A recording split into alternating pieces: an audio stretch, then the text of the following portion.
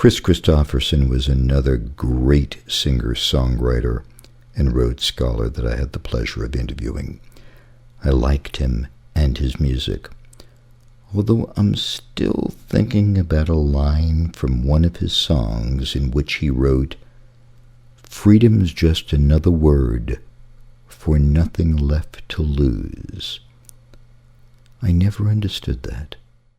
We are really indeed pleased to have with us today Kris Kristofferson. So many times when people say this man requires no introduction, they continue to do about 30 minutes by way of introduction. It's not necessary. It's just lovely to have you here. Finally. When you walked in 4 or 5 minutes ago, we recalled the fact that we had met like 2 or 3 years ago at a local drinkery, and that was the last time I saw you. And now so much has changed in your life, of course. What's the biggest difference between those days of being invisible and today being Top Gun? Well, I can get a drink at that bar now. You can pay for it. I never got the bartender to pay attention to me before. And, I don't know, a lot of it's just that it's like, at the club last night, went to hear Waylon Jennings. Right. And, you can't just sit there and watch him anymore. It's, because people are coming up with their songs. The sort of bugging room only out there. It was packed, and every bug in the world was wanted to pitch a song to you or something. How do you relate to that? Is that always a drag for you, or are you delighted about the fact that you get all that attention, or would you rather it not be there? Well, usually the people you get attention from aren't necessarily the ones that you'd want to anyway. You know, it's somebody who's written 1 or 2 songs in his life, and Waylon's singing about 2 feet away from me, you know, and I'm trying to listen to the song, and they have no idea of timing. Like Donnie Fritz, my piano player, said, well, that cat could take a Dale Carnegie course. Somebody came up to me the other day and he said, I've got a couple songs here, and I want you to do them. He scared me to death. You know, I thought maybe he had a gun, I was going to have to sing them on the spot or something. Songwriting. I want to know how a song comes to you. For instance, with me and Bobby McGee, can you remember the moment or the day or the week where that song sprang from you? Yeah, it's usually not just one moment, you know, when maybe the idea will happen at one time, and then it won't, you know, I guess you carry it around in your head for a long time.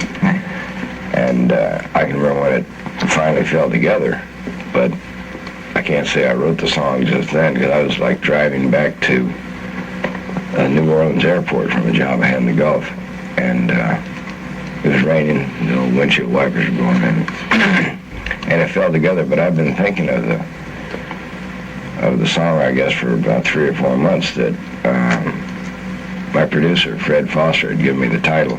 Who was Bobby McGee? Oh, probably a lot of people, but she wasn't from New Orleans or Los Angeles. So. Do you think of any one special person with the name Bobby McGee? Person pop into your mind? Yeah. Who? But I don't want to get anybody in trouble now. So. I'd really love to. Somebody really famous that we would... No, just a lady. Nobody famous. It was a lady who's married.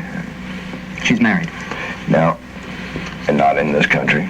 And I refuse to answer anything else about it. Okay, so a song is kind of like in your head, and it mulls around, and then you just decide to put it down on paper. Is that the process, Kris? Well, you may not put it down on paper, but it'll sort of make itself up. I know there are writers who can, and good writers, who can write every day, like Dallas Fraser and Tom T. Hall, who are very disciplined, and unfortunately I'm not. And you're not disciplined? No. I never know when I'm going to make up a song, because it would be, I've gone months without ever doing them, and then do 3 or 4 in a short period. How short? It's really hard to say, because you're always thinking about it in the back of your mind when you're driving, or when you're sitting in a bar or anything, and maybe you'll carry this idea for months. Lord, one of them I must have carried for 10 years at Casey. Casey? You carried? Because all the imagery went back to when I was back in London. And it came out down in, on this reverse trip from New Orleans to the job where I was working. How much longer do you think you're going to be at it? Do you see you spending the rest of your life writing songs, singing songs, being on the road? Is settling down a part of your experience yet? Are you tired of it? Yeah, I get tired of it a lot. But as far as the future plans, I never did. Starting about 6 years ago, I stopped planning ahead. And other than the fact that I wanted to do something creative, and as long as they're buying it right now, I think we'll keep going at it and try to sell something away for the time they get tired of that kind of a sound. And selling more songs now, and it's a good feeling, but it won't last forever. And I just sort of live it one day at a time. I don't even know what my schedule is ahead of the next couple dates we do. There's one song that you've done that's my personal favorite, Silver Tongue Devil, that I've just always loved, and I know that because you're schizophrenic. Am I schizophrenic?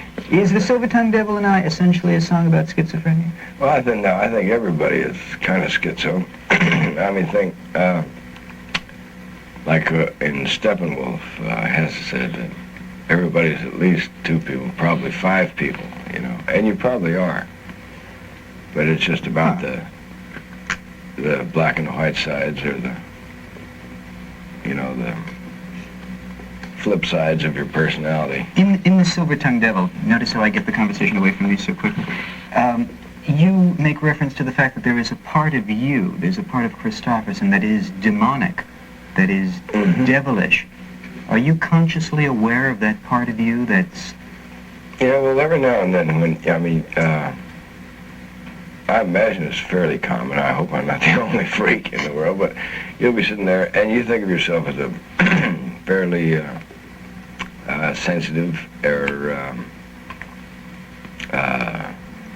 sincere person, and you'll find yourself a little loosened by the alcohol or the weed or whatever, and you'll find words coming out that are trying to dazzle somebody, They're not necessarily for their benefit, but for yours.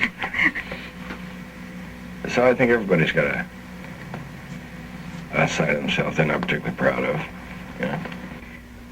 Just during the commercial break, Kris was talking a bit about being scared. Do you want to tell that story on the air? I'm not trying to pull a trick on you. Okay. Please. It was just it showed something to me, because I was surprised that I always still get scared. And it was about a year ago or two. You lose track of more, but Johnny Cash was at the Hollywood Bowl, and John's done more shows, free ones and paid ones than most people do in a lifetime. But he was, and he's been through everything, Yeah. And before he was making his announcement, his hands were going like this, And Johnny Cash is straight now, And I asked him if he was scared, and he said, I always am. And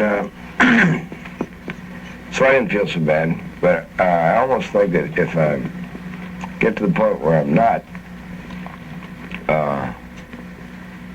it might not be worth doing, That when you get to the point where you're no longer scared, it might no longer be worth doing. Yeah, it's not necessarily. I'd like to get to the point where it's not painful, but you have to have that nervousness, just like, like at one point in my life, football was the most important thing. Football?